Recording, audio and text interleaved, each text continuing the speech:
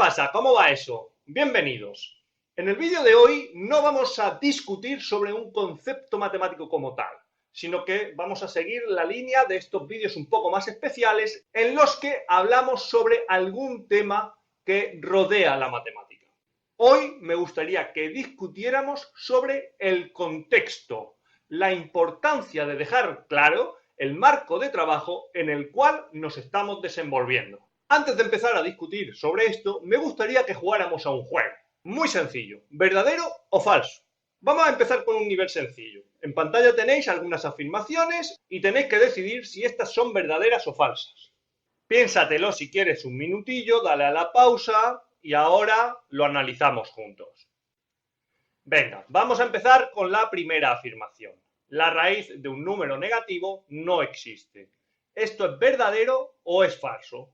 Por un lado tenemos que desde pequeños nos enseñan que la raíz cuadrada se interpreta como ¿qué número multiplicado por sí mismo da como solución el radicando? Y por la regla de los signos, menos por menos es más por más es más. Por lo tanto, es natural que pensemos que no puede existir ningún número que multiplicado por sí mismo dé negativo. Por lo tanto, podemos interpretar que la raíz de un número negativo no existe. Esto más tarde descubrimos que significa que las raíces de números negativos no son números reales. Por lo tanto, por un lado, podríamos decir que esta afirmación, dentro de un contexto concreto, que es el del conjunto de los números reales, pues es verdadera. Sin embargo, ya sabemos que con los números reales no se termina el mundo, que existen más conjuntos numéricos, que existen los números complejos. Por lo tanto, desde ese punto de vista más genérico, tendríamos que decir que esta afirmación es falsa. Por lo tanto, dependiendo del contexto, esta afirmación podría ser verdadera o podría ser falsa. Pasamos a la segunda afirmación. Dos rectas paralelas no se cortan nunca. En este punto estamos acostumbrados a tratar con geometría plana, geometría euclídea, y desde esa perspectiva, dos rectas paralelas no se cortan nunca. De hecho, este es el quinto postulado de Euclides, y a partir de ese postulado, de ese quinto axioma, se construye la geometría más común y más aplicada, que es la geometría euclídea o la geometría plana. Sin embargo, a día de hoy sabemos que existen otras geometrías, la geometría elíptica, donde dos rectas paralelas siempre se cortan. Es decir, no existe el concepto de paralelismo en el sentido de la geometría plana. También existe la geometría hiperbólica, en la cual por un mismo punto pasan infinitas paralelas a una recta dada. Y estas tres geometrías se pueden perfectamente definir a partir del concepto de paralelismo. En geometría plana, por cada punto pasa una única paralela. En geometría elíptica, por cada punto pasan 0 paralelas. Y en geometría hiperbólica, por cada punto pasan infinitas paralelas. Por lo tanto, dependiendo del punto de vista, dependiendo del contexto, esta afirmación puede ser verdadera o puede ser falsa. Podemos pasar a la tercera afirmación. Los tres ángulos de un triángulo suman 180, y aquí los que tengáis ya un poco más de experiencia y después de haber resuelto las dos primeras, pues sabréis que también depende de la geometría en la que nos encontremos.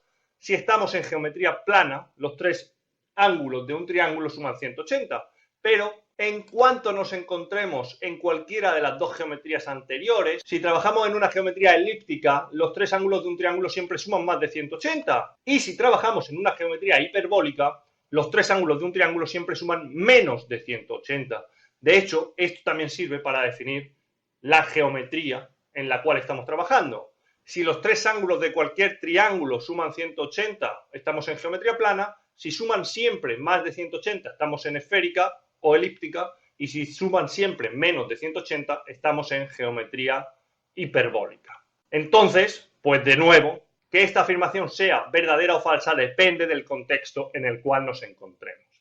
Como digo, estas son tres afirmaciones nivel elemental.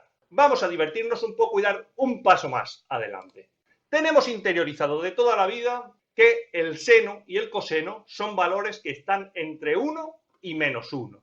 ¿Esto es verdadero o es falso? Pues sí, puedes intuir que de nuevo depende del contexto. Si nosotros estamos definiendo el seno en los números reales, es verdad, el seno es un valor numérico entre 1 y -1. Sin embargo, si nosotros estamos trabajando en los números complejos, esta restricción es falsa, como podéis ver en pantalla que estáis viendo un número complejo cuyo seno vale 2. Otra afirmación, logaritmo neperiano o logaritmo en general, logaritmo de -1, no existe. ¿Esto es verdad o es mentira? Entre los números reales, eso es verdad, porque el dominio real del logaritmo son todos los números estrictamente positivos. Sin embargo, cuando nos movemos a los números complejos, si nosotros aplicamos la identidad de Euler, podemos demostrar de forma muy sencilla que el logaritmo neperiano de -1 es pi por i. ¿Qué pasa con el número pi? Pi tenemos interiorizado que es una constante, 3,14159,2, etcétera, aproximadamente 3,14. ¿Y esto es verdad o es mentira? Supongo que estaréis de acuerdo en que pi se puede definir como la razón entre el perímetro y el diámetro de una circunferencia. Aquí vamos a denotar por pi mayúscula esta definición del número pi y por pi minúscula el valor aceptado para pi en geometría plana, obviamente. Fijaros, si nosotros trabajamos en una superficie de curvatura cero, el valor de pi mayúscula, que hemos definido como la razón entre el perímetro y el diámetro, coincide con el valor numérico de pi que tradicionalmente hemos denotado, aproximadamente 3,14. Sin embargo, en cuanto demos un poco de curvatura a la superficie, el valor de pi se distorsiona. Y eso lo podemos ver en este ejemplo sencillísimo, en el que estamos trabajando sobre una superficie esférica. En esta situación, la razón entre el perímetro y el diámetro de la circunferencia que se encuentra sobre la superficie de esta esfera es 2, no 3,14. Si no tenéis bastante con esto, pues podemos analizar el teorema de Bolzano. Supongo que la mayoría de vosotros lo conoce. Una función continua en un intervalo cerrado y acotado que tiene valores de signos opuestos en los extremos del intervalo, obligatoriamente se tiene que anular dentro de ese intervalo. Pues si queréis, analizamos esta afirmación poniendo este ejemplo. Tenemos una función x cuadrado menos 2 y vamos a analizar esta función como una función racional y como una función real.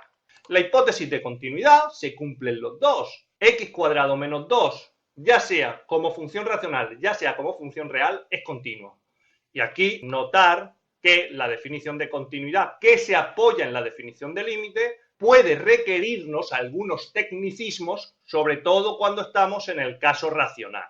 Obviamente, f de 0 y f de 2 son de signo opuesto en ambas situaciones, tanto si estamos en un dominio racional o en un dominio real. Sin embargo, cuando nosotros resolvemos la ecuación, x cuadrado menos 2 se anula solo en más menos raíz de 2. ¿Y qué pasa? Que raíz de 2 no pertenece al intervalo 0,2 como subconjunto de los números racionales. Obviamente, como subconjunto de los reales, sí. Eso nos lleva a que este teorema solo es verdadero cuando estamos trabajando con funciones reales. Aquí podréis decir que he hecho un poquillo de trampa y he descontextualizado el teorema de Bolzano, que es un teorema puramente de análisis real. Y tenéis razón, pero ahora cuando empecemos a discutir, os voy a demostrar que no soy el único que hace este tipo de cosas y precisamente de esto es de lo que yo quiero advertir. Ya sé que resulta paradójico, pero la verdad es que en matemáticas no existen verdades o mentiras absolutas cuando estas verdades o mentiras están descontextualizadas. Existen verdades o mentiras absolutas dentro de un contexto. Ya habéis visto en las afirmaciones que acabamos de analizar cómo algunas cosas que son verdad demostrable dentro de un contexto, cuando modificamos algún axioma, alguna presuposición o simplemente generalizamos, pues fallan. Y en esto es en lo que yo quería hacer hincapié hoy, en nuestra responsabilidad en dejar claro el contexto en el cual estamos trabajando. Por muy obvio, por muy evidente, por muy común, por muy estándar que nos pueda parecer, es nuestra obligación y nuestra responsabilidad dejar claro el contexto. Al igual que es responsabilidad nuestra informarnos, investigar cuál es el contexto en el cual un trabajo ajeno ha sido realizado. Sé que puede parecer absurdo, pero me han llegado a preguntar que si es verdad que la suma de todos los números naturales es menos 1 partido 12. Y esto es porque existe un famosísimo vídeo de Numberphile que en lugar de titular sumas de Ramanujan, otra forma de caracterizar series divergentes, lo titulan como la suma de todos los naturales es menos 1 partido 12. Y yo personalmente no soy para nada partidario de este tipo de amarillismo matemático o de esta política del clickbait, pero hay que reconocer que si nos quedamos en la portada y no leemos la letra pequeña, la culpa es nuestra, porque dentro de ese vídeo se dice todo lo que hay que decir sobre ello.